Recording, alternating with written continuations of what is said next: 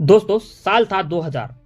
दुनिया के नक्शे पर यानी साउथ अफ्रीका में एक सिरोलियोन नाम का देश था और इस साल में वहां पर सिविल वॉर चल रही थी और इसी सिविल वॉर के चलने के दौरान इस देश को पूरी तरह से डेथ ट्रैप के नाम से जाना गया। यहाँ कानून नहीं बंदूक चलती थी और इसी को शांत करने के लिए भारतीय सेना की एक टुकड़ी वहां पर गई थी। अब कई लोगों को लगेगा कि भारतीय सेना की टुकड़ी वहां पर क्यों गई, 10,000 किलोमीटर दूर क्यों गई, तो इसके पीछे राज है यूएन की शांति सेना में भारतीय सेना की एक टुकड़ी थी और उसे यहाँ पर शांति फैलाने के लिए भेजा गया था। लेकिन क्या हुआ, पलटवार हुआ भारतीय सेना पर, जहां पर 223 भारतीय गोरखा सैनिक चारों तरफ से 3,000 खुकार बागियों से घिर चुके थे और इनको लगभग 75 दिनों तक घेरा गया। यानी 75 दिनों तक हमारे जवानों ने भूख प्यास और दुश्मन की धमकियों का सामना किया।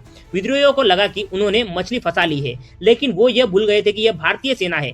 उसके बाद यूएन ने कई डिप्लोमेसी की, भारत ने डिप्लोमेसी की यानी कूटनीति के जरिए इस मामले को छुड़ाने की कोशिश की। लेकिन जब ये पूरा मामला निपट गया था, डिप्लोमेटिक से कुछ ना होने वाला था, उसके बाद स्पेशल फोर्स को मिशन में शामिल किया गया।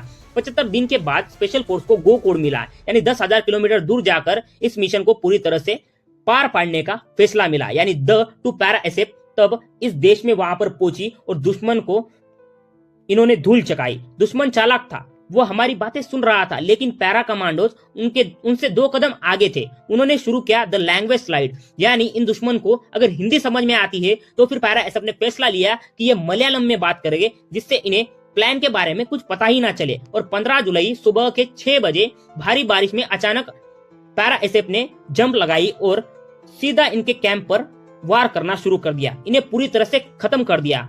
इस वक्त हेलीकॉप्टर जो यूज किए गए थे वो MI-35 अटैक हेलीकॉप्टर थे। विद्रोहियों के हेडक्वार्टर पूरी तरह से तबाह कर दिए गए। इस इम्पॉसिबल मिशन का नतीजा सभी 223 जो जवान थे वो पूरी तरह से सुरक्षित वहां पर वापस आ गए। लेकिन हमारा एक जवान हवलदार कृष्णा कुमार ने शहादत दी, क्योंकि वह अपने भाइयों को बचा रहे थे और उनकी बहादुरी को यह देश कभी नहीं भूल सकता है। और यह है ऑपरेशन खुखरी। यह कहानी उस खुखरी की है जो अगर एक बार निकल जाए तो बिना लहू चके वापस नहीं आती है। अगर आप भी इंडियन पैरा एसएफ के इस प्रेसिशन और पावर के फैन हैं तो लाइक बटन को सर्जिकल स्ट्राइक के तरह दबाए। जय हिंद, जय भारत। मिलते हैं अगले वीडियो में।